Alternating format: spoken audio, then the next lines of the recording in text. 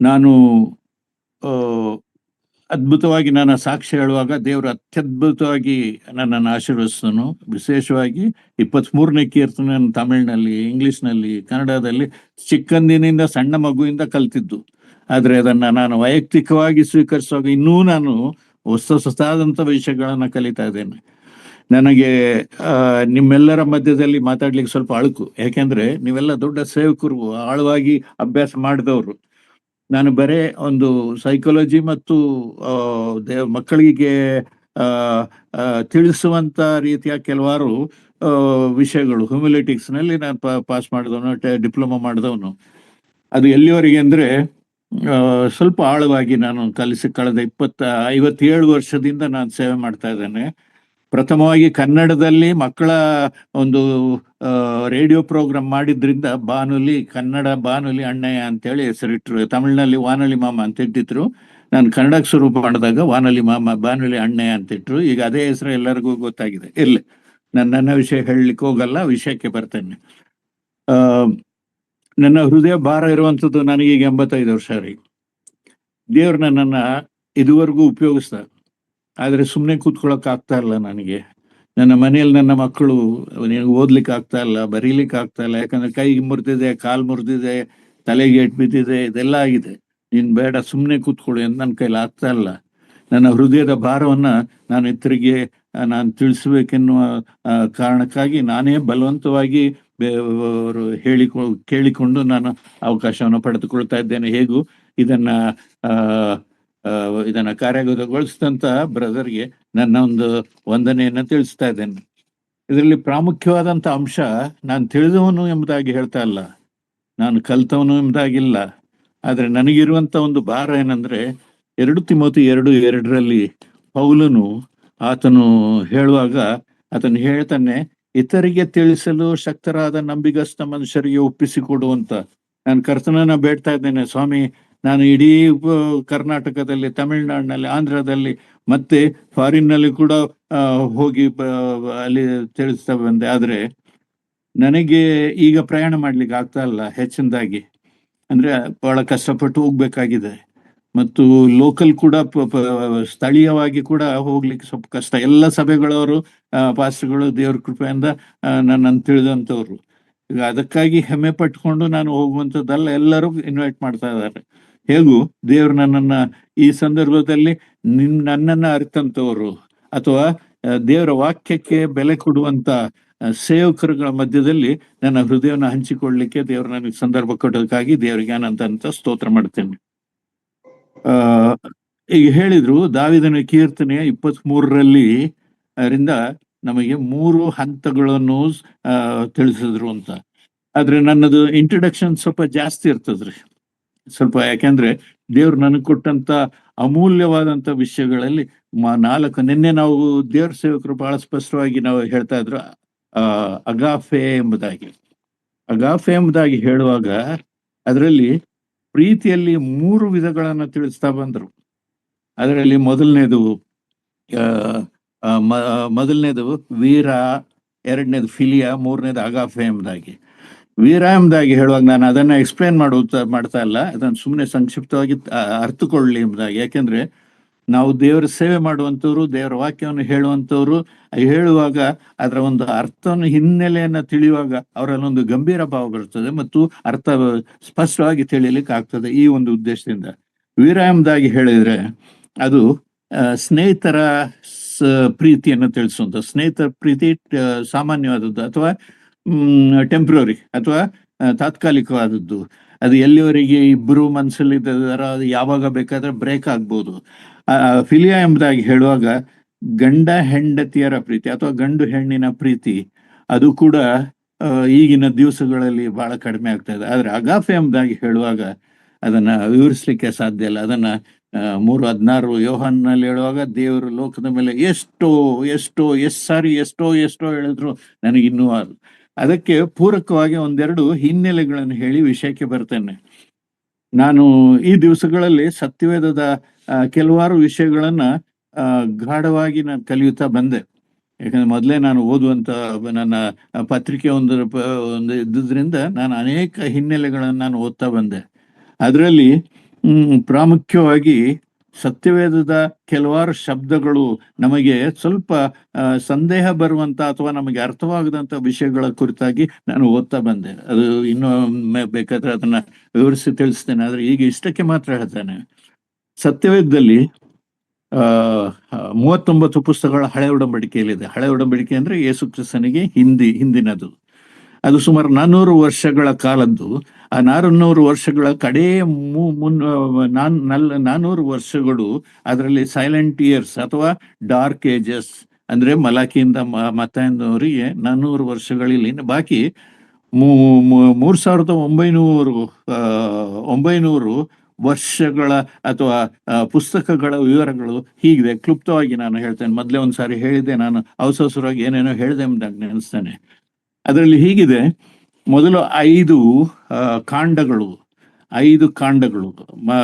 ನಮಗೆ ಅದನ್ನು ವಿವರಿಸಲಿಕ್ಕೆ ಗೊತ್ತಿದೆ ನಿಮಗೆ, ಕಾಂಡ ಎಂಬುದಾಗಿ ಹೇಳಿದ್ರೆ.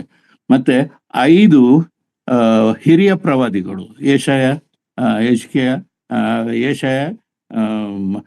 ಎಜ್ಕೇಲ್ನು, ಮತ್ತೆ ದಾನಿಯೇಲನು, ಮತ್ತೆ ಯೆರೆಮೀಯನು ಮತ್ತು ಪ್ರಲಾಪಗಳು. 5 ಪುಸ್ತಕಗಳು. 5 ಎಂಬುದಾಗಿ ಹೇಳುವಾಗ 5 ನಾನು ಹೀಗೆ ತೋರಿಸಿದ್ದೆ. ನಾನು 5 ಕಾಂಡಗಳು, 5 ಹಿರಿಯ ಪ್ರವಾದಿಗಳು, ಮತ್ತೆ ಇನ್ನು 12 ಪುಸ್ತಕಗಳು.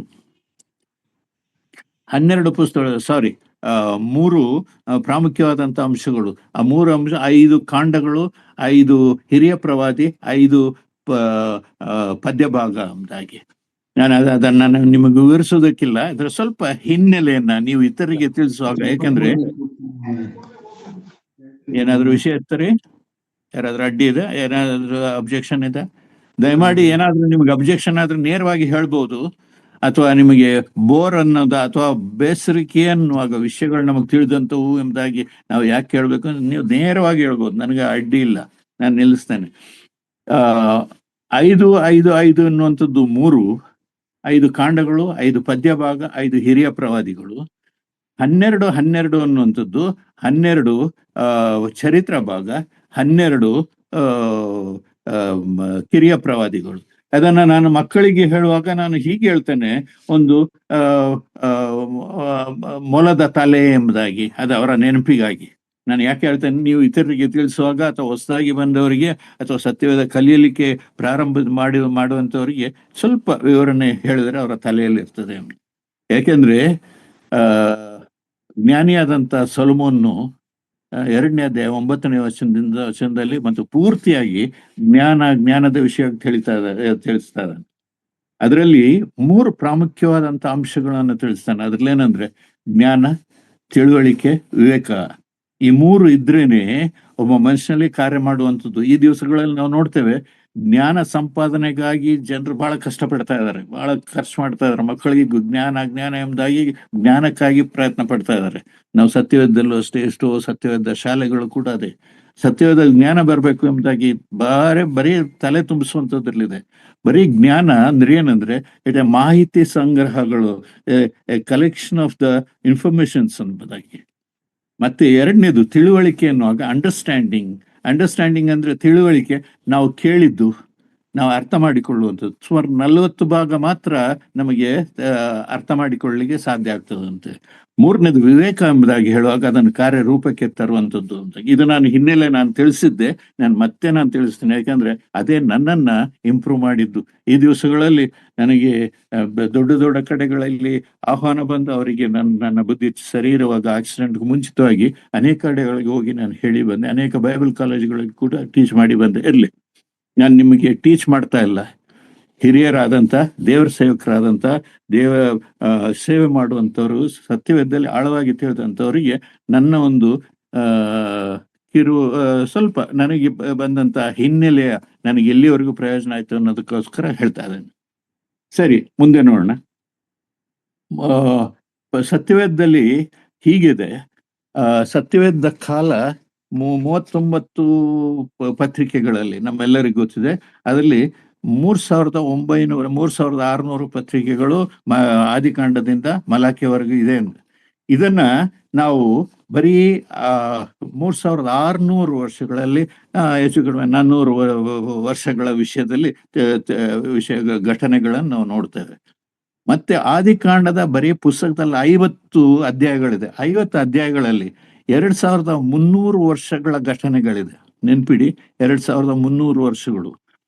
ಅದಾದ ನಂತರ ಆದಿಕಾಂಡದ ಮೊದಲನೇ 5 ಅಧ್ಯಾಯದಲ್ಲಿ 1600 ವರ್ಷಗಳ ಘಟನೆಗಳಿದೆ.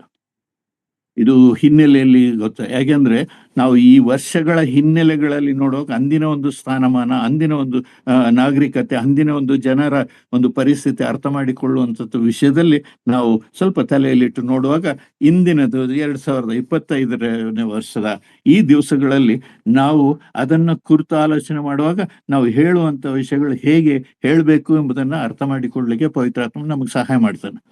ಮತ್ತೆ ಇನ್ನು ಮುಂದೆ ನೋಡುವಾಗ ಈ ಸತ್ಯವೇದವನ್ನ, ಈ 39 ಪುಸ್ತಕಗಳನ್ನ ಅಥವಾ ಇಡೀ ಸತ್ಯವೇದ ಅಧ್ಯಾಯಗಳು ಈಗ 1336 ವರ್ಷಗಳ ಹಿಂದೆ,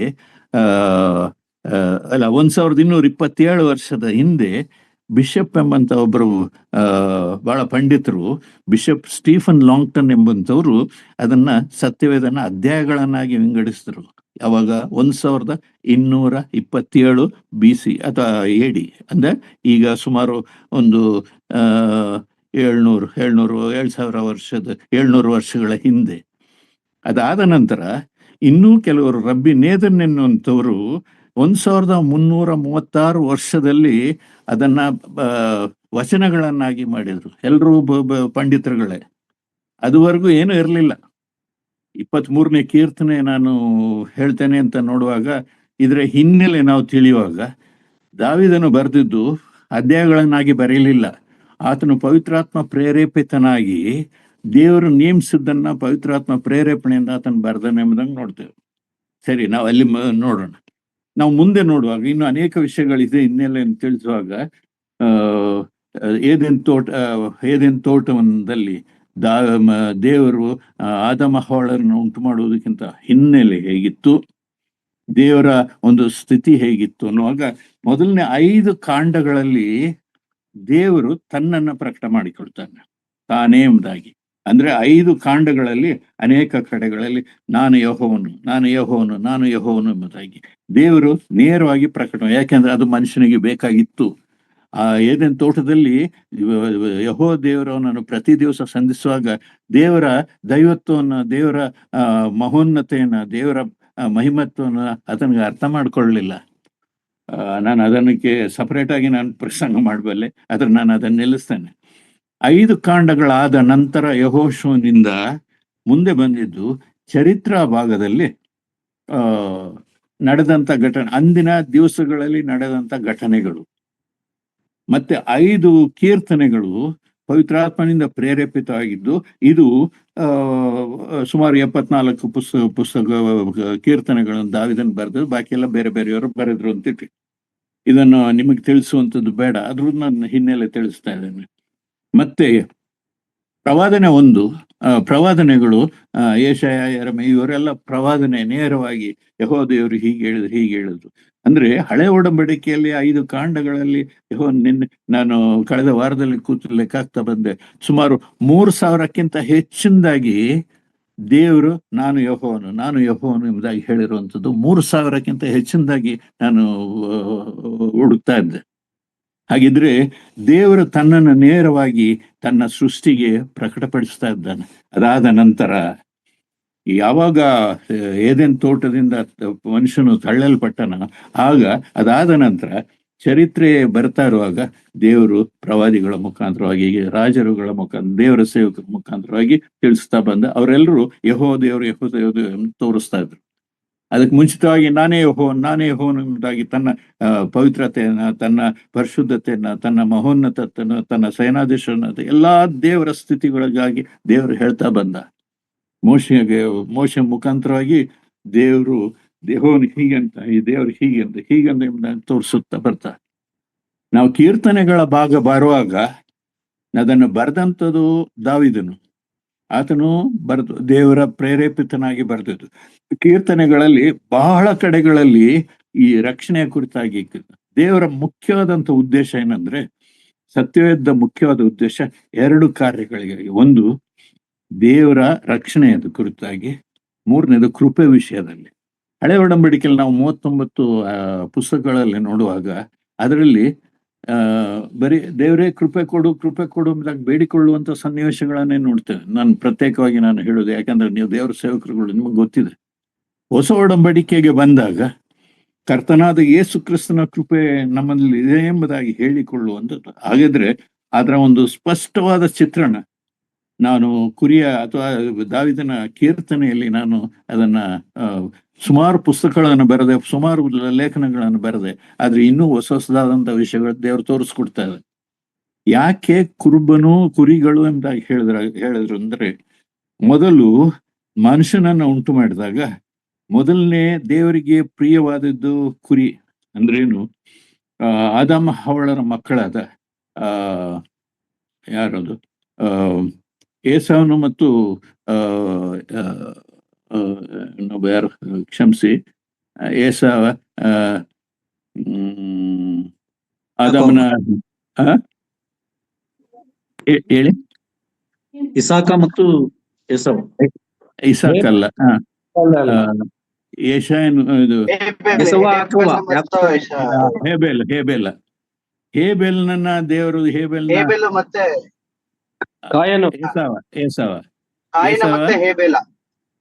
ಸಾರಿ ಕಾಯಿನ ಮತ್ತು ಹೇಬೆಲ.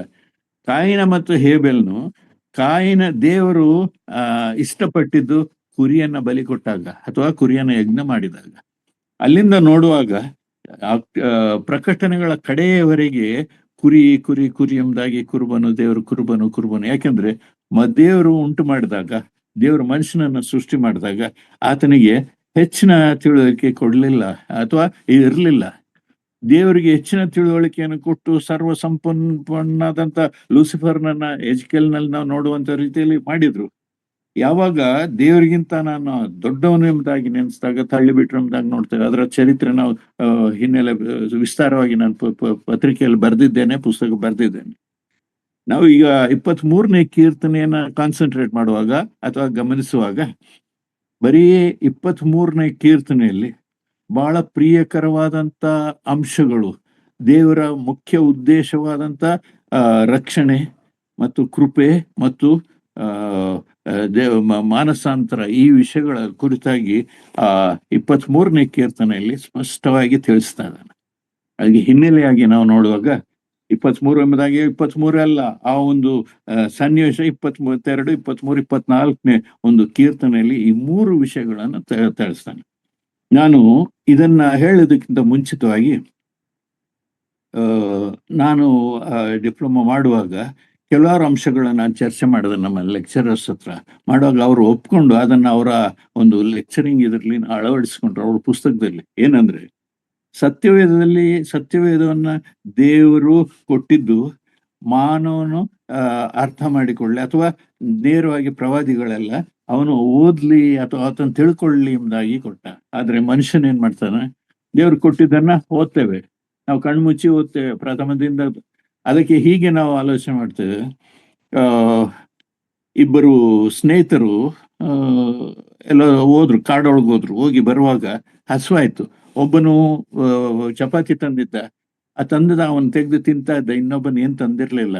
ಆಗ ಒಬ್ಬನು ಕೇಳಿದಂತೆ, ಅಪ್ಪ ನೀನು ದೇವರ ವಾಕ್ಯದಲ್ಲಿದೆ, ನೀನು ಓದ್ತಿ, ಅದರಲ್ಲಿದೆ ನಿನ್ನ ನೆರೆಯವನನ್ನು ಪ್ರೀತಿಸು ಎಂಬುದಾಗಿದೆ, ನೀನು ಒಬ್ಬನೇ ತಿಂತಾ ಇದ್ದೀಯಲ್ಲ ಅನ್ನೋವಾಗ ಆತ ಇನ್ನೊಬ್ಬ ಹೇಳ್ದಂತ, ಹೌದೌದು ದೇವರ ವಾಕ್ಯದಲ್ಲಿದೆ, ನಿನ್ನ ನೆರೆಯವನನ್ನ ಇತರ ಸೊತ್ತನ್ನು ಆಶಿಸಬಾರದು ಎಂಬುದಾಗಿ. ಇಬ್ರೂ ಸರಿನೇ, ಆದ್ರೆ ಯಾವಾಗ ಯಾವ ಸಂದರ್ಭದಲ್ಲಿ ಆತನು ಹೇಳಿದನು ಎಂಬುದಾಗಿ ಹೇಳುವಾಗ ದೇವರು ನಮಗೆ ಈ ಸತ್ಯಾರ್ಥಗಳನ್ನು ತಿಳಿಸಿಕೊಟ್ಟನು ಎಂಬುದಾಗಿ ನಾವು ನೋಡ್ತೇವೆ. ಉದಾಹರಣೆಗೆ ಇದರಲ್ಲಿ 4 ವಿಧವಾದ ಸತ್ಯಾರ್ಥಗಳನ್ನು ಸತ್ಯವೇದದಲ್ಲಿ ತಿಳಿಸ್ತಾ ಇದ್ದಾನೆ. ಯಾಕೆ ಇದನ್ನೆಲ್ಲ ಹೇಳ್ತಾನೆ ಅಂದ್ರೆ, 23ನೇ ಕೀರ್ತನೆಯ ಹಿನ್ನೆಲೆ ಸ್ವಲ್ಪ ತಿಳಿಸುವಾಗ, ನಾವು ಹೊಸದಾಗಿ ಕರ್ತನನ್ನ ಅಂಗೀಕರಿಸಿದಂಥವ್ರು ಅಥವಾ ಇನ್ನೂ ಅಂಗೀಕರಿಸದೇ ಇರುವಂತವ್ರು, ಮಕ್ಕಳು, ಯವನಸ್ಥರು, ಇವರಿಗೆ ಸ್ಪಷ್ಟವಾಗಿ ತಿಳಿಸ್ಲಿಕ್ಕೆ ನಮಗೆ ಒಂದು ದೃಢತೆ ನಮಗ್ ಬೇಕಿದ್ರೆ ಇದನ್ನು ತಿಳಿಬೇಕಾಗಿದೆ. ಮೊದಲನೇದಾಗಿ ಹೀಗೆ ನೋಡ್ತೇವೆ, ನಮ್ಗೆ ಎಷ್ಟು ಜನರಿಗೆ ಇದು ಉಲ್ಟಾ ಕಾಣ್ತಾ ಇದೆ. ಇದು ಮೂಲಭೂತ ಸತ್ಯತೆ ಎಂಬುದಾಗಿದೆ. ನೀವು ಅಕಸ್ಮಾತ್ ನನ್ನ ಅಡ್ರೆಸ್ ಕೇಳಿದ್ರೆ ನಾನು ಅದು ಸ್ಲಿಪ್ ಅನ್ನು ಕಳಿಸ್ಕೊಡ್ತೇನೆ. ಮೂಲಭೂತ ಸತ್ಯತೆ ಎಂಬುದಾಗಿ ಹೇಳುವಾಗ ನಾನು ಅದು ರೆಫರೆನ್ಸ್ ಬೇಕಾದಷ್ಟಿದೆ, ಆದ್ರೂ ಹೇಳ್ತೇನೆ. ಯೆಶಾಯನ ಗ್ರಂಥದಲ್ಲಿದೆ, ಹಾಕಿರುವ ಅಸ್ತಿವಾರು ಯೇಸು ಕ್ರಿಸ್ತನೇ, ಅದನ್ನು ಬಿಟ್ಟು ಬೇರೆ ಯಾರು ಹಾಕುವುದಿಲ್ಲ. ಅಥವಾ ದೇವರು ಪ್ರಥಮವಾಗಿ ಮೂಲಭೂತ ಸತ್ಯತೆ ಅಥವಾ ಮುಖ್ಯ ಸತ್ಯತೆಗಳ ಮೂಲಭೂತವಾಗಿ ಅಸ್ತಿವಾರವನ್ನಿಟ್ಟ ಎಂಬುದಾಗಿ ನಾವು ಹಾಡ್ತೇವಲ್ಲ, ಜಾಣ ಬಂಡೆ ಮೇಲೆ ಮನೆ ಕಟ್ಟಿದ. ಮೂಲಭೂತ ಸತ್ಯತೆ ಎಂಬುದಾಗಿ ಹೇಳುವಾಗ 3 ವಿಧವಾದದ್ದು. ಒಂದು ರಕ್ಷಣೆಯಲ್ಲಿ 3 ವಿಷಯ ನಾವು ಮುಂದೆ ಹೋಗಿ ನೋಡ್ತೇವೆ. ಕೃಪೆ ಕೊಡು ಸ್ವಾಮಿ ಅಂತ ಬೇಡ್ತಾ ಇದ್ರು. ಆದ್ರೆ ಹೊಸ ಒಡಂಬಡಿಕೆಯಲ್ಲಿ ಯೇಸು ಸ್ವಾಮಿ ಶಿಲ್ಬೆ ಮೇಲೆ ಬಂದ ನಂತರ ಕೃಪೆ ಅದನ್ನು ದೇವರು ದಯಪಾಲಿಸಿದ. ಅದು ಎಲ್ಲಿಂದ? ಮನುಷ್ಯನನ್ನ ಏದೇನ್ ತೋಟದಿಂದ ಹೊರಗಡೆ ಕಳಿಸ್ದಾಗ್ಲಿ ಆ ಕೃಪೆಯನ್ನ ಕಳಿಸ್ಕೊಟ್ಟ. ಅದನ್ನು ನಾವು ಆಳವಾಗಿ ನಾವು ಕಲಿಬಹುದಾಗಿದೆ.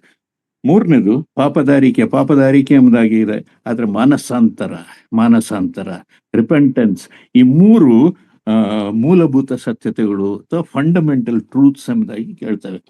ಅದಾದ ನಂತರ ಸತ್ಯದಲ್ಲಿ 2ನೇದು ಪ್ರಾಮುಖ್ಯವಾದಂತಹ ಸತ್ಯತೆಗಳು. ಮೂಲಭೂತ ಸತ್ಯತೆಗಳಿಗೆ ಸ್ವಲ್ಪ ಮುಂದುವರೆದಿದ್ದು. ಅದರಲ್ಲಿ ಪ್ರಾಮುಖ್ಯ ಸತ್ಯತೆಗಳು ಎಂಬುದಾಗಿ ಹೇಳುವಾಗ, 1ನೇ ಸತ್ಯತೆ ಅಂದ್ರೇನು? ಅಸ್ತಿವಾರದ ಮೇಲೆ ನಾವು ಮುಖ್ಯ ಸತ್ಯತೆಗಳು ಪ್ರಾಮುಖ್ಯ ಸತ್ಯತೆಗಳು ಎಂಬುದಾಗಿ ಹೇಳುವಾಗ, ಅಸ್ತಿವಾರ ಹಾಕದ್ಮೇಲೆ ಬಿಲ್ಡಿಂಗ್ ಕಟ್ತಾರಲ್ರಿ, ಆ ಕಟ್ಟುವಾಗ ಅದಕ್ಕೆ ಮೇಲೆ ಕಟ್ಟದಂತದ ವಿಷಯಗಳು ಯಾವುದು ಅಂದ್ರೆ, 1ನೇದಾಗಿ ಸತ್ಯವೇದ, 2ನೇದಾಗಿ ಪ್ರಾರ್ಥನೆ, 3ನೇದಾಗಿ ಪವಿತ್ರಾತ್ಮ, 4ನೇದು ಸಾಕ್ಷಿ ಸೇವೆ. ಇದು ಪ್ರಾಮುಖ್ಯವಾದಂತಹ ಸತ್ಯತೆಗಳು. ನಾವು ಹೀಗೆ ಆಲೋಚನೆ ಮಾಡ್ತೀವಿ. ನಾವು 23ನೇ ಕೀರ್ತನೆ ಓದುವಾಗ the lord is my shepherd ಬಹಳಾಗಿ ಜೋರಾಗಿ ಹೇಳ್ತೀವಿ. ಆದ್ರೆ ಅದಾದ ನಂತರ ಹೂ ಇಸ್ ದಟ್ ಲ್ಯಾಂಬ್, ದೇವರನ್ನು ಅಂಗೀಕರಿಸಿದ 53ನೇ ಯೆಶಾಯ 53ನೇ 6ನೇ ವಚನದಲ್ಲಿ ನೋಡುವ ಹಾಗೆ, ಎಲ್ಲರೂ ಪಾಪ ಮಾಡಿದ್ದೇವೆ, ನಾವೆಲ್ಲ ಪಾಪ ಮಾಡಿ ದೇವರ ಮಹಿಮೆಯನ್ನು ಹೊಂದದೇ ಹೋಗಿದ್ದೇವೆ, ನಾವೆಲ್ಲರೂ ಕುರಿಗಳಂತೆ ದಾರಿ ತಪ್ಪಿ ತೊಳಲ್ತಾ ಇದ್ದೆವು, ಪ್ರತಿಯೊಬ್ಬನು ತನ್ನ ದಾರಿಯನ್ನು ಓದ್ತೇವೆ. ಅದು ನೋಡುವಾಗ ನಾವು ಯೇಸು ಸ್ವಾಮಿಯನ್ನು ಅಂಗೀಕರಿಸಿದಾಗ ನಾವು ಆತನ ಮಕ್ಕಳಾಗ್ತೇವೆ, ಹೌದಲ್ರಿ? ಹುಟ್ಟಿದಂತ ಮಕ್ಕಳಿಗೆ ಯಾವ ಒಂದು ದೊಡ್ಡ ವಿಷಯಗಳು ಅರ್ಥ ಆಗುವುದಿಲ್ಲ. ಅವರು ಬೆಳೀತಾ ಅರ್ಥವಾಗುವಂತ ಬೆಳವಣಿಗೆಗೆ ತಂದೆ ತಾಯಿಗಳ ಪ್ರಾಮುಖ್ಯ. ನಾನು ಮಕ್ಕಳ ವಿಷಯದಲ್ಲಿ ತಂದೆ ತಾಯಿಗಳಿಗೆ ತಿಳಿಸ್ತಾ ಇದ್ದೀನಿ. ಆದ್ರೆ ನೀವು ಕೂಡ ಹೇಳುವಂಥದ್ದು ಎಳೆ ಮಕ್ಕಳಿಗೆ ಹೇಳ್ಬಾರ್ದು. ಬೇಕಾದಷ್ಟು ಉದಾಹರಣೆಗಳು ಸೈಕಲಾಜಿಕಲ್ ಆಗಿ ಪ್ರಾಪಂಚಿಕವಾಗಿ ನೋಡಿದಂತ ಅನೇಕ ವಿಷಯಗಳನ್ನ ಮಕ್ಕಳಿಗೆ ನಾವು ಚಿಕ್ಕಂದಿನಲ್ಲೇ ಗರ್ಭದಲ್ಲಿರುವಾಗಲೇ ನಾವು ಹೇಳ್ಬೇಕಂತ ಅರ್ಥ ಆಗ್ತದಂತೆ. ನಾವು ಈಗ ಕೆಲವು ವರ್ಷಗಳ ಹಿಂದೆ ಇಸ್ರೇಲ್ ಕುರಿತಾಗಿ ನಾನು ಒಂದು ಪುಸ್ತಕ ಬರೆದಿದ್ದೆ. ಅದ್ರಲ್ಲಿ ಸಾಕಷ್ಟು ವಿಷಯಗಳು ಕಲೆಕ್ಟ್ ಮಾಡಿದೆ.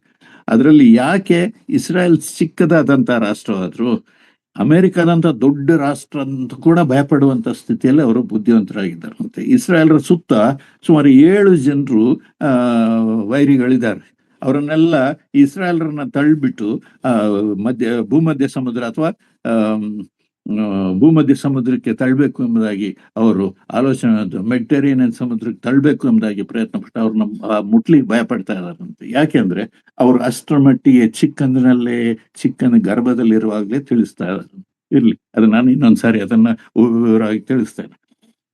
ಪ್ರಾಮುಖ್ಯ ಸತ್ಯತೆಗಳು ಸತ್ಯವೇದ, ಪ್ರಾರ್ಥನೆ, ಪವಿತ್ರಾತ್ಮ, ಸಾಕ್ಷಿ ಸೇವೆ ಎಂಬುದಾಗಿ. ಆದ್ರೆ ನಾವು ಸಾಧಾರಣವಾಗಿ ಇದನ್ನ ಸ್ಪಷ್ಟವಾಗಿ ಜನರಿಗೆ ಹೇಳ್ದೇನೆ, ನಾವು ಹೇಳದೇ ಇದ್ದಾಗ ಹೊಸದಾಗಿ ಕರ್ತನನ್ನ ಸ್ವೀಕರಿಸಿದವರಿಗೆ ಸತ್ಯವೇದದ ಒಂದು ಪರಿಚಯ ನಾವು ಸರಿಯಾದಂತ ರೀತಿಯಲ್ಲಿ ಅರ್ಥ ಮಾಡಿ. ಯಾವ್ದ್ರಿ? ಯಾರೋ ಮಾತಾಡ್ತಾ ಇದಾರೆ, ಬರೋಲ್ವಾ? ಮುಂದುವರಿಸ್ಬೇಕಾ ನಿಲ್ಲಿಸ್ಬೇಕಾ?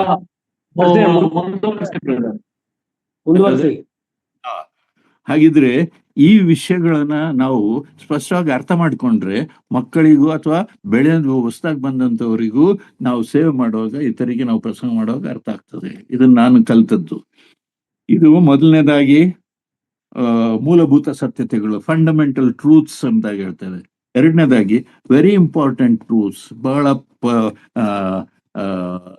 ಅಮೂಲ್ಯವಾದಂತ ಅಥವಾ ಪ್ರಾಮುಖ್ಯವಾದಂತ ಸತ್ಯತೆಗಳು. ಮೂರನೇದು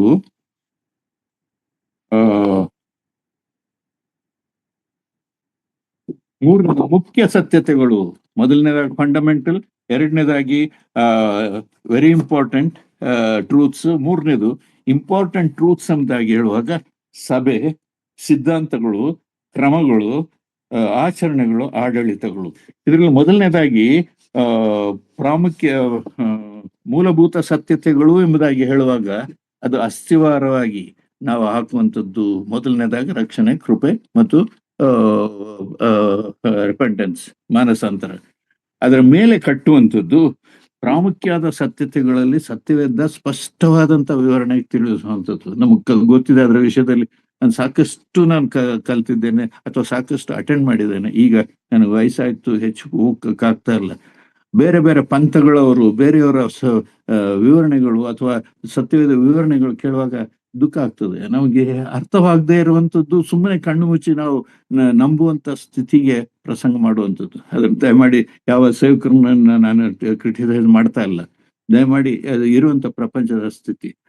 ಮೂರನೇದಾಗಿ ಮುಖ್ಯ ಸತ್ಯತೆಗಳು ಸಭೆ. ಈ ದಿವಸ ಸಭೆ ಎಂಬುದಾಗಿ ಹೇಳುವಾಗ ಬೆಳಿಗ್ಗೆ ನ್ಯೂಸ್ ನೋಡ್ತಾ ಇದ್ದೆ. ಅದರಲ್ಲಿ ಹೀಗಿದೆ: ಪ್ರಪಂಚದಲ್ಲಿ ಅತಿ ಹೆಚ್ಚು ಧಾರ್ಮಿಕ ಪಂಥಗಳು ಮುಸಲ್ಮಾನರು, ಅದಾದ ನಂತರ ಕ್ರೈಸ್ತ ಮತ್ತು ಅದಾದ ನಂತರ ಬೇರೆ ಬೇರೆ ಹಿಂದೂ, ಹೀಗೆ ಬೇರೆ ಬೇರೆ. ಆದ್ರೆ ಅತಿ ಶೀಘ್ರವಾಗಿ 1.9% ಏನೋ ಬೆಳೀತಾ ಇದೆ ಅಂತೆ ಪ್ರತಿ ಸಾರಿ. ಇರ್ಲಿ, ಅದರ ವಿವರಣೆ ನಾನು ಹೇಳಿದ್ಕು ಅದನ್ನ ನನ್ನ ಸಬ್ಜೆಕ್ಟ್ ಹೋಗ್ತದೆ. ಹಾಗಿದ್ರೆ ಮುಖ್ಯವಾದಂತಹ ಸತ್ಯತೆಗಳು ಇದು ನಾವು ಕಲಿಯುವಂಥದ್ದು, ಈಗದೇ ಕಲಿಸುವಂಥದ್ದು, ವೆರಿ ಇಂಪಾರ್ಟೆಂಟ್, ಕಲಿಸುವಂಥದ್ದು. ಮುಖ್ಯ ಸತ್ಯತೆಗಳು ನಮಗೆ ಬೆಳೀಲಿಕ್ಕೆ ಅಥವಾ ಅವರಿಗೆ ಅರ್ಥ ಮಾಡಿಕೊಳ್ಳಲಿಕ್ಕೆ ಸಭೆ, ಸಿದ್ಧಾಂತಗಳು ಸರಿ ಇದಲ್ಲ ಅಂತ, ಮತ್ತೆ ಕ್ರಮಗಳು, ಇವೆಲ್ಲ ಮುಖ್ಯ. ಆದ್ರೆ ಸತ್ಯದಲ್ಲಿ ಮುಖ್ಯವಲ್ಲದಂತ ಸತ್ಯಾರ್ಥಗಳು ಇದೆ. Unimportant things. ಅನ್ಇಂಪಾರ್ಟೆಂಟ್ ಅಂದ್ರೆ ಸತ್ಯತೆನೇ, ಆದ್ರೆ ಅದು ಪ್ರಾಮುಖ್ಯ ಅಲ್ಲ. ಈ ದಿವಸ ಹೆಚ್ಚಿನ ಸಭೆಗಳಲ್ಲಿ ಇದನ್ನು ಬೋಧಿಸ್ತಾರೆ. ಯಾವುದನ್ನು ಅಂದ್ರೆ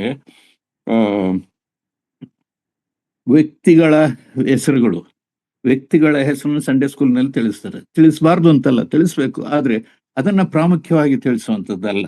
ಮತ್ತೆ ಸ್ಥಳದ ಹೆಸರು, ಬೆತ್ಲೆಹೇಮ್, ಯೇಸುಸ್ವಾಮಿ ಹುಟ್ಟಿದ್ದೆಲ್ಲ ಬೆತ್ಲೆಹೇಮ್, ನಿನಗೆ ಫಸ್ಟ್ ಕ್ಲಾಸ್ ಎಂಬುದಾಗಿ ಹೇಳುವಂತ ಪರಿಸ್ಥಿತಿ. ಮತ್ತೆ ಕಾಲ, ಇಸ್ವಿಯಲ್ಲಿ ತಿಳಿಬೇಕಾಗಿದ್ದೆ, ಆದ್ರೆ ಅದೇ ಪ್ರಾಮುಖ್ಯವಾದದ್ದಲ್ಲ. ಅನ್ಇಂಪಾರ್ಟೆಂಟ್, ಮುಖ್ಯವಲ್ಲದಂತ ಸತ್ಯತೆಗಳು. ಇದನ್ನ ಸ್ವಲ್ಪ ವಿವರವಾಗಿ, ಒಂದು ವೇಳೆ ಇದರ ಚಾರ್ಟ್ ನಿಮಗೆ ಬೇಕಿದ್ರೆ ನಾನು ಕಳಿಸ್ಕೊಡ್ತೇನೆ, ನಿಮಗೆ ಪ್ರಯೋಜನ ಆದೀತು. ಸಂಡೇ ಸ್ಕೂಲ್ನವ್ರಿಗೆ ಅಥವಾ ಹೊಸದಾಗಿ ಸುವಾರ್ತೆ ಕ್ರೈಸ್ತರಲ್ಲದವರಿಗೆ, ಇತರರಿಗೆ ತಿಳಿಸ್ಲಿಕ್ಕೆ ಪ್ರಯೋಜನ ಆದೀತು. ನಾವು ಇಲ್ಲಿಗೆ ಬರೋಣ. ಈ ಹಿನ್ನೆಲೆಗಳನ್ನ ನಾವು ಕಲಿತು ಅದನ್ನ ಹಿಂದಿಟ್ಟು 13 ನಿಮಿಷ ಆಯ್ತು. ಅದನ್ನ ಹಿಂದಿಟ್ಟು 22, 23, 24ನೇ ಕೀರ್ತನೆ ಕಡೆ ಬರೋಣ. 22ನೇ ಕೀರ್ತನೆ ಎಂಬುದಾಗಿ ಬರುವಾಗ ಅದನ್ನ ನಾನು ಹೀಗೆ ತಿಳಿಸಿದೆ ಕಳೆದ ಸಾರಿ. ಅದು ಎಷ್ಟು ಜನರಿಗೆ ಅರ್ಥ ಆಯ್ತು ಗೊತ್ತಿಲ್ಲ, ಕೆಲವ್ರಿಗೆ ಕಳಿಸಿದ್ದೆ ಅದನ್ನ ನಾನು ಉಲ್ಟಾ ಬರ್ತಾ ಇರೋದ್ರಿಂದ ಸರಿ ಸ್ಪಷ್ಟವಾಗಿ ಕಾಣ್ತಾ ಇಲ್ಲ.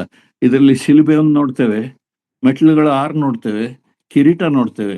ಈ ಶಿಲ್ಬೆ ಅನ್ನುವಂಥದ್ದು 22ನೇ ಕೀರ್ತನೆ. ಇದು ಆ ಮೆಟ್ಲುಗಳು ಎಂಬುದಾಗಿ ಹೇಳುವಾಗ 4 ಮೆಟ್ಲುಗಳು ಬೇರೆ, 2 ಮೆಟ್ಲುಗಳು ಬೇರೆ. ಈ ಕಿರೀಟ ಇರುವಂತ ಬೆಟ್ಟ ಇದು 24ನೇ ಕೀರ್ತನೆ.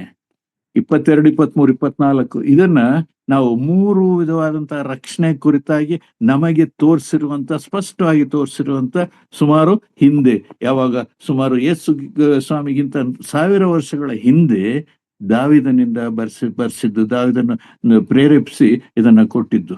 ಸತ್ಯದಲ್ಲಿ ಅನೇಕ ಕಡೆಗಳಲ್ಲಿದೆ. ಆದಿಕಾಂಡದ ಆದಿಯಲ್ಲೇ ದೇವರು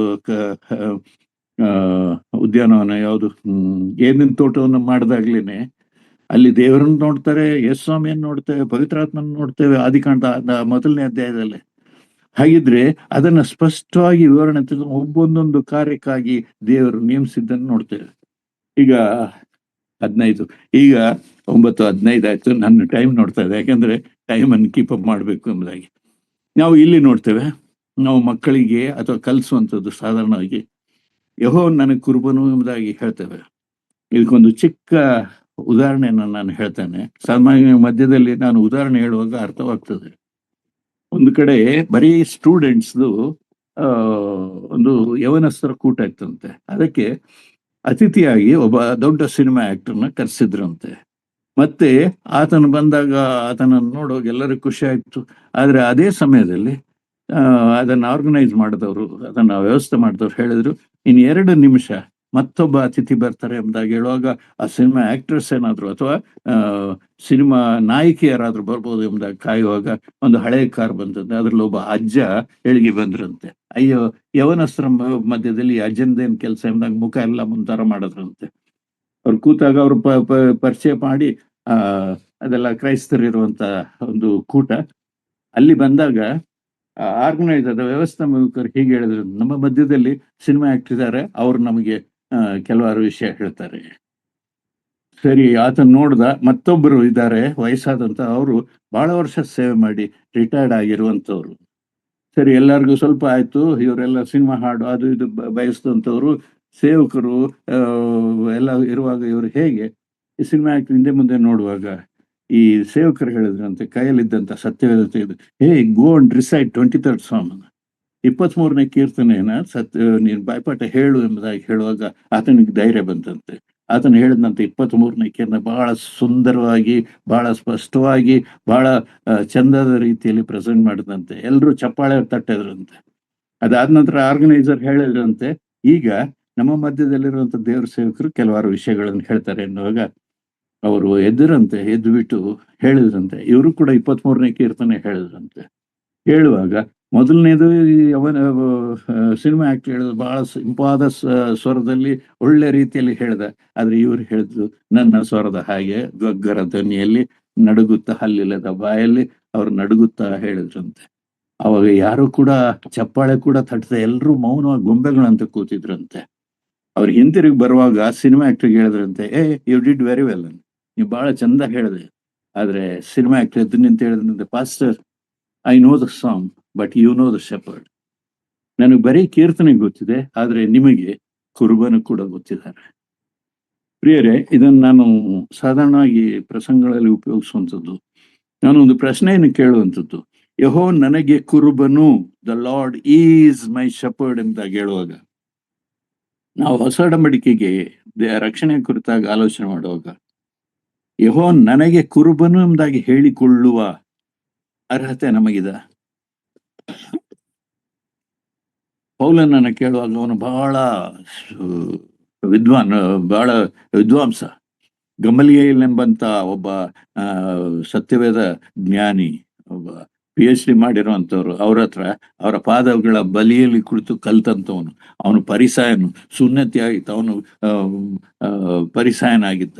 ಬಹಳ ಆತ್ಮೀಯ ರೀತಿಯಲ್ಲಿ ಮತ್ತು ವ್ಯವಹಾರಗಳಲ್ಲಿ ಅದು ಬಹಳ ಚೆನ್ನಾಗಿದ್ದ. ಆತನು ಕ್ರೈಸ್ತತ್ವನ ಹಿಂಸೆ ಪಡಿಸ್ತಾನೆ, ನಮಗೆಲ್ಲ ಗೊತ್ತಿದೆ, ಅದಕ್ಕೆ ಹೇಳಲಿಕ್ಕೆ ಹೋಗಲ್ಲ. ಆತನು ಕೊರಿಂತ ಪಟ್ಟಣಕ್ಕೆ ಬಂದಾಗ, ಆ ಕೊರಿಂತ ಪಟ್ಟಣದಲ್ಲಿ ಸಭೆಗಳಾದಾಗ 2 ಪ್ರಾಮುಖ್ಯವಾದಂತ ಪತ್ರಗಳನ್ನು ಬರೆದಾಗ, ಯಾವುದು ಕೊರಿಂತದವರಿಗೆ ಅಲ್ಲಿ ಬರೆದಾಗ, ಅಲ್ಲಿಯ ಜನರ ಮಟ್ಟ ಹೇಗಿತ್ತು ಅಂದ್ರೆ ಎಲ್ಲಾ ರೀತಿಯ ಜನರಿದ್ರು. ಸಾಮಾನ್ಯವಾಗಿ ಕೂಲಿಕಾರರಿದ್ರು, ಅಥವಾ ಬುದ್ಧಿವಂತರಿದ್ರು, ಕಲ್ತಂತವ್ರಿದ್ರು, ಕಲಿದೆ ಇದ್ದವರಿದ್ರು, ಹೊಸದಾಗಿ ಸ್ವಾಮಿನ ಅಂಗೀಕರಿಸಿದವರಿದ್ರು, ಕಲ್ತಂತ ವಿದ್ವಾಂಸಗಳಾದಂತ ಎಲ್ಲರಿಗಿದ್ರು. 2 ಪತ್ರಿಕೆಗಳಲ್ಲಿ ಅವನು ಶ್ರೇಷ್ಠವಾದ ವಿಷಯಗಳು ತಿಳಿಸ್ತಾನೆ. ಮೊದಲನೇ ಅಧ್ಯಾಯದಲ್ಲಿ ನೀವು ನೋಡುವಂತೆ ಶಿಲುಬೆಯ ವಿಷಯದ ಕುರಿತಾಗಿ ಮಾತು, ನಾಶನ ಮಾರ್ಗದಲ್ಲಿರುವಾಗೆ ರಕ್ಷಣೆ ಮಾರ್ಗದಲ್ಲಿ ನಮಗೂ ಡುನಾಮಿಸ್ ಆಗಿದೆ, ಅಥವಾ ದೇವರ ಶಕ್ತಿ ಆಗಿದೆ. ನಾಶನ ಮಾರ್ಗದಲ್ಲಿರೋರು ಹುಚ್ಚು ಮಾತಾಗಿದೆ ಅಂತ ಶುರು ಮಾಡ್ತಾನೆ. ಆದ್ರೆ 2ನೇ ಪತ್ರಿಕೆ ಅಂದಾಗ ಬಿಲಿವರ್ಸ್ಗೆ, ಅಂದ್ರೆ ಚೆನ್ನಾಗಿ ಯೇಸು ಸ್ವಾಮಿನ ತಿಳಿದು ಪಂಡಿತರಾಗಿರುವಂತವ್ರ ಮಧ್ಯದಲ್ಲಿ ಹೇಳ್ತಾನೆ, 13ನೇ ಅಧ್ಯಾಯ 5ನೇ ವಚನದಲ್ಲಿ, ಕ್ರಿಸ್ತ ನಂಬಿಕೆಯಲ್ಲಿ ಇದ್ದೀರೋ ಇಲ್ಲವೋ ಎಂದು ನಿಮ್ಮನ್ನು ನೀವೇ ಪರೀಕ್ಷಿಸಿಕೊಳ್ಳಿರಿ, ಪರಿಶೋಧಿಸಿಕೊಳ್ಳಿರಿ. ಪರೀಕ್ಷೆ ಮಾಡಿಕೊಳ್ಳುವುದು ಬೇರೆ, ಪರಿಶೋಧನೆ ಮಾಡಿಕೊಳ್ಳುವುದು ಏನು? ಯೇಸು ಕ್ರಿಸ್ತನು ನಿಮ್ಮಲ್ಲಿದ್ದಾನೆಂಬುದು ನಿಮ್ಮನ್ನು ಕುರಿತು ನಿಮಗೆ ಚೆನ್ನಾಗಿ ತಿಳಿಯುವುದಿಲ್ಲವೋ? ಆತನು ನಿಮ್ಮಲ್ಲಿಲ್ಲದಿದ್ದರೆ ನೀವು ಅಯೋಗ್ಯರೇ ಎಂಬುದಾಗಿ ಹೇಳ್ತಾನೆ. ಒಂದು ಇಂಗ್ಲಿಷ್ ವರ್ಷನಲ್ಲಿ ಹೀಗಿದೆ, ನೀವು ಅಯೋಗ್ಯರು ಅನ್ನುವಂಥ ಶಬ್ದ ನೀವು ಹಾದರಕ್ಕೆ ಹುಟ್ಟಿದವರು ಎಂಬಂತ ಶಬ್ದಕ್ಕೆ ಅದು ಈಕ್ವಲ್ ಆಗಿರುವಂಥದ್ದು.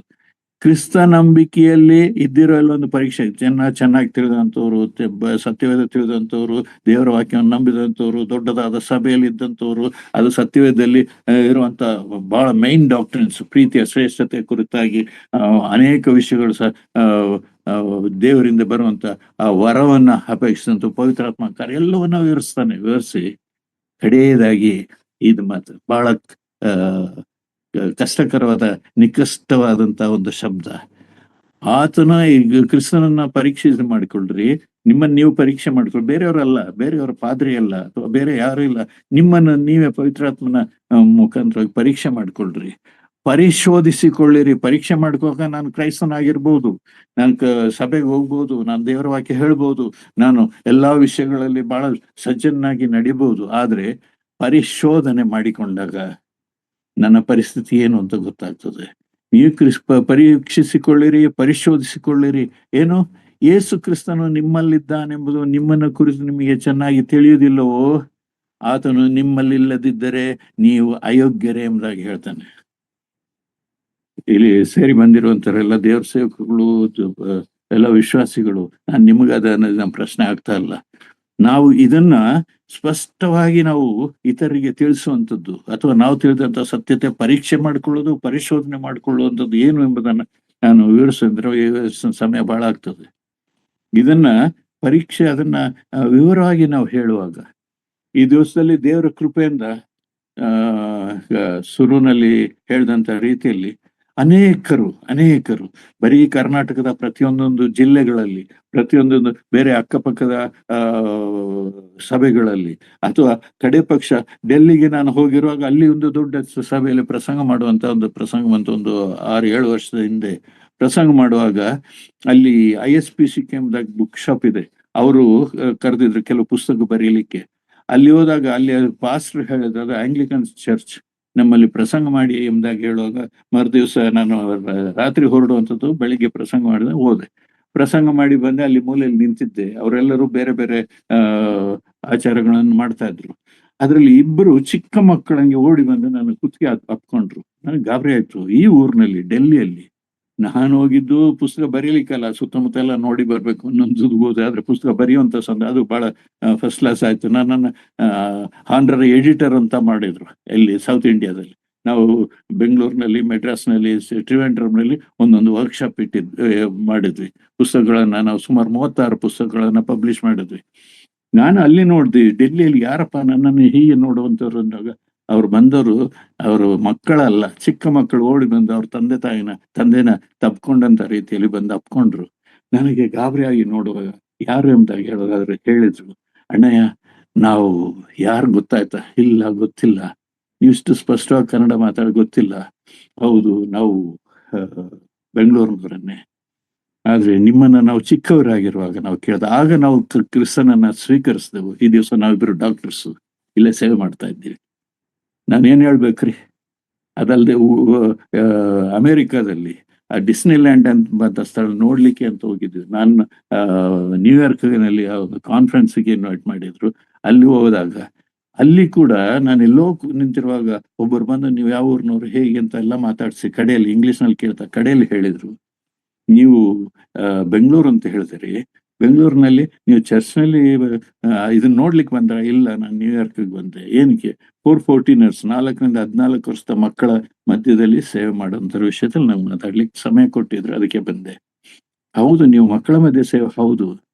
ಹಾಗನ್ನುವಾಗ ಆ ಮಾತಾಡ್ತಾ ಇದ್ದಂಥವ್ರ ಪಕ್ಕದಲ್ಲಿ ಒಬ್ಬರು ವಯಸ್ಸಾದಂತ ಒಬ್ಬಮ್ಮ ಈ ಐಸ್ ಕ್ರೀಮ್ ತಿಂತಾ ಇದ್ದ, ಅದು ಪಾರ್ಕ್. ನನ್ನ ಮುಖ ಹೀಗೆ ನೋಡಿದ್ರು, ನನಗೆ ಗಾಬರಿ ಆಯ್ತು. ಎಲ್ಲಿಯಪ್ಪ ಏನ್ ಬೈತಾರ ಏನೋ ಅಂತ. ಅವ್ರು ನೇರವಾಗಿ ಬಂದು ಕೇಳಿದ್ರು, ನೀವು ಬಾನ್ಲಿ ಅಣ್ಣ ಏನು? ಹೌದು. ಅವಾಗ ಹೇಳಿದ್ರು, ನಾವು ಬೀದರ್ ಸಮೀಪದಲ್ಲಿದ್ದವ್ರು, ನಾವು ಇಲ್ಲಿಗೆ ಬಂದು 45 ವರ್ಷ ಆಯ್ತು. ಆದ್ರೆ ನಾವು ಸಣ್ಣವರಿರುವಾಗ ನಿಮ್ಮಿಂದ ನಾವು ಕೇಳಿ ಯೇಸು ಸ್ವಾಮಿನ ಅಂಗೀಕರಿಸ್ತೇವೆ ಅಂತೇಳಿ ಆ ಐಸ್ ಕ್ರೀಮ್, ಅವ್ರು ತಿಂತಾ ಇದ್ದ ಐಸ್ ಕ್ರೀಮ್ ನನ್ನ ಬಾಯಿಗೆ ಹಾಕಿದ್ರು. ಹಾಗೆ ಎಲ್ಲಾ ವರ್ಗದವರ ಜೊತೆ ನೋಡುವಾಗ ಆ ಬೇಸಿಕ್ ಸರಿಯಾದಂತ ರೀತಿಯಲ್ಲಿ ನಾವು ಬೋಧನೆ ಮಾಡಿದಾಗ, ಯೇಸು ಸ್ವಾಮಿನ ಮಕ್ಕಳಿಗೆ ನಾವು ಬೋಧಿಸಿದಾಗ ಅವ್ರನ್ನ ಕರ್ತನ ನಡೆಸ್ತಾನೆ. ಸರಿ, ವಿಷಯ ನನಗೆ ಟೈಮ್ ಆಯ್ತಾ ಬಂತು, ನಾನು ನಿಲ್ಲಿಸ್ತೇನೆ. ನಿಮಗೆ ಆಸಕ್ತಿ ಇದ್ರೆ ದಯಮಾಡಿ ನೇರವಾಗಿ ಹೇಳಿ. ಬೇಡ ಎಂಬುದಾಗಿ ಹೇಳಿದ್ರೆ ನಾನು ನಿಲ್ಲಿಸ್ತೇನೆ. ಇದು ಬಹಳ ಲಘುವಾದಂತ ವಿಷಯ, ನಮ್ಗೆ ಆಳವಾದ ಸತ್ಯತೆಗಳನ್ನು ತಿಳಿಸೋ ದೇವ್ರ ಸೇವಕರುಗಳು ಮಾತಾಡ್ತಾರೆ. ನೀವು ಹೇಳುವಂಥದ್ದು ನಮಗೆ ಬಹಳ ಲಘುವಾಯ್ತು, ಬಹಳ ಚೀಪ್ ಆಯ್ತು, ನಮಗ್ ಬೇಡ ಎಂಬುದಾಗಿ ಹೇಳಿದ್ರೆ ನಾನು ನಿಲ್ಲಿಸ್ತೇನೆ. ಸಂತೋಷವಾಗಿದ್ದೀನಿ, ಯಾಕಂದ್ರೆ ಬೇರೆ ಬೇರೆ ಕಡೆಗಳು ಒಂದು ಸಭೆಯಲ್ಲಿ ಪರಮಗೀತಗಳನ್ನ ನೀವು ಕೊಡಿ ಎಂಬುದಾಗಿ ನಾನು 6 ವಾಕ್ಯಗಳು ಕೊಟ್ಟಿದ್ದೇನೆ, ಇನ್ನೂ ನಮಗ್ ಬೇಕು, ಬನ್ನಿ ವಾರಕ್ಕೆ 2 ಸಾರಿ ಕೊಡಿ, ಹಾಗೆ ಹೀಗೆ ಕೇಳ್ತಾ ಇದ್ದಾರೆ. ಇನ್ನೊಂದು ಕಡೆ ಶಿವಮೊಗ್ಗದಲ್ಲಿ ಅವ್ರು ವಾರಕ್ಕೆ ಪ್ರತಿ ದಿವಸ ಸಾಯಂಕಾಲ ನಮಗೆ ದೇವರ ವಾಕ್ಯ ಕೊಡಿ, ಎಲ್ಲಾ ಕಡೆ ಕೇಳ್ತಾ ಇದ್ದಾರೆ. ಆದ್ರೆ ನನಗೆ ಅವಕಾಶ ಸಿಗ್ಲಿ ಎಂಬಂತ ದೃಷ್ಟಿಯಲ್ಲ, ನನ್ನನ್ನು ಅರ್ಥ ಮಾಡಿಕೊಂಡು ಅಥವಾ ನನ್ನ ದೇವರ ವಾಕ್ಯವನ್ನ ಪವಿತ್ರಾತ್ಮ ಮುಖಾಂತರ ಅರ್ಥ ಮಾಡಿ ಇತರಿಗೆ ತಿಳಿಸಲಿಕ್ಕೆ ನಂಬಿಗಸ್ತ ಮನುಷ್ಯರು ಬೇಕು ಎಂಬುದಾಗಿ ನೋಡ್ತಾ ಇದ್ದಾರೆ.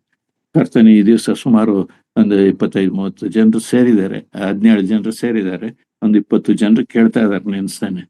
ಇದರಲ್ಲಿ ದೇವರೇ ಒಂದು 5 ಜನರನ್ನಾದ್ರೂ ಕೊಡ್ತೇವ್ರಿ. ಇದು ಬೆಳಿಗ್ಗೆಯಿಂದ ಮಧ್ಯಾಹ್ನದಿಂದ ನನಗೆ ಇವತ್ತು ಮಾತಾಡ್ಬೇಕು ಎಂಬುದಾಗಿ ಹೇಳಿದಾಗ ನಾನು ಕೇಳಿದೆ, 5 ಜನಕ್ಕಾದ್ರೂ ಕಡೇ ಪಕ್ಷ 5 ಜನಕ್ಕೆ ಇದರ ಅರ್ಥವನ್ನು ತಿಳಿದವರು ಉಪಯೋಗಿಸುವಂತೆ ಸಹಾಯ ಮಾಡಿ ಸ್ವಾಮಿ ಅಂತ ಕೇಳ್ತಾ ಬಂದೆ.